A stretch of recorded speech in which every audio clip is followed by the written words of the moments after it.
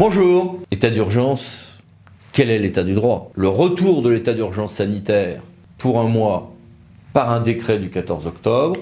Ce délai d'un mois court donc à compter de l'entrée en vigueur de ce décret, au début avec un simple couvre-feu, mais ce délai devrait être repoussé par voie législative et sur la date de la fin de l'état d'urgence sanitaire, Assemblée nationale et Sénat, à l'heure où j'enregistre cette vidéo, ne sont pas encore d'accord. Et puis, on est retourné à un quasi-confinement aménagé par le décret du 29 octobre 2020. Nous allons essayer d'en décrire quelques éléments tout à l'heure.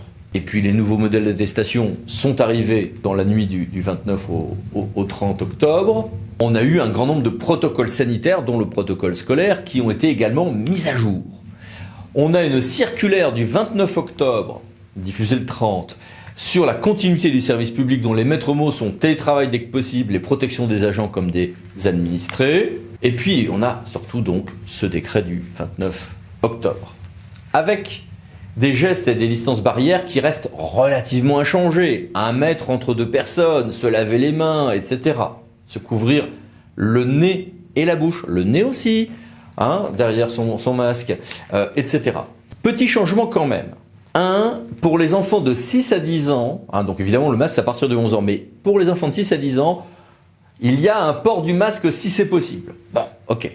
En cas de handicap, on maintient des ajustements et des aménagements qui sont importants, et ajustements également pour tout ce qui est forces armées.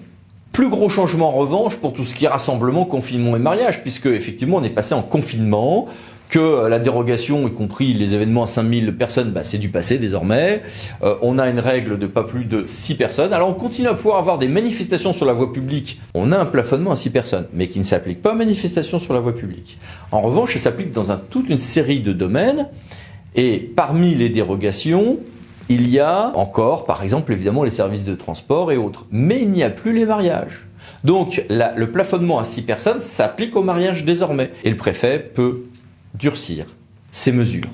Il y a toute une série de règles sur le transport maritime, fluvial, et transport aérien, avec toute une série de dérogations au profit des croisières intra-européennes qui n'existent plus par exemple.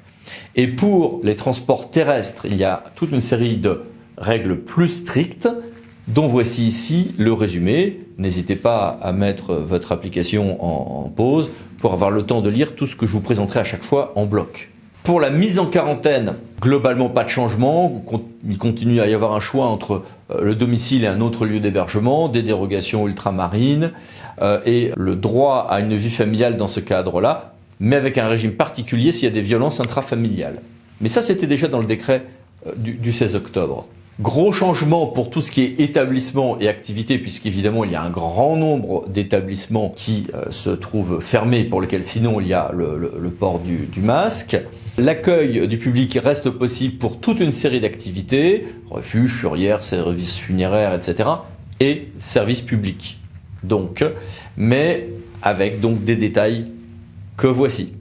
Sur l'enseignement et la petite enfance, relativement peu de changements, mais quelques changements quand même de formulation, avec le maintien de règles sur le fait qu'il faut limiter au maximum le brassage des élèves appartenant à des groupes différents, et le port du masque lorsqu'on n'est pas en présence des enfants, et le port du masque également pour les assistants maternels quand ils ne sont pas avec que les enfants.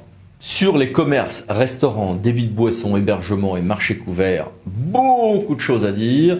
On y passerait la journée. J'ai mis beaucoup de choses en ligne, VK aussi. Je vous renvoie sur ce qui a été fait à cette occasion. Sur le sport, on maintient la fermeture des établissements de type X et PA, donc plein air, établissements sportifs couverts, et les dérogations continuent à exister pour les activités sportives de haut niveau, les groupes scolaires, etc., avec le maintien dans ce cas d'une distanciation physique de 2 mètres. On maintient la fermeture au public des hippodromes, sauf pour l'organisation des courses, et la fermeture des salles de danse. On maintient l'utilisation de ces infrastructures sportives, le cas échéant, pour recevoir des réunions des organes délibérants locaux.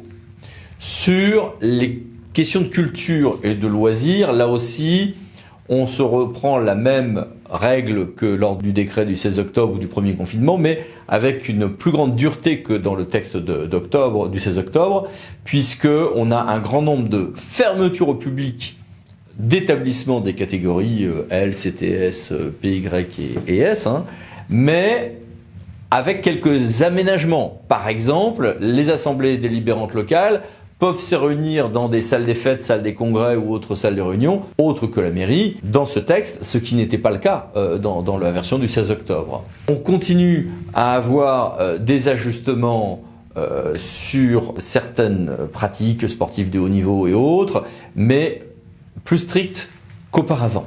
Pour les cultes, on a un maintien d'ouverture des lieux de culte, mais avec le plafond à 6 personnes, sauf cérémonie funéraire, où là, on passe à 30 personnes.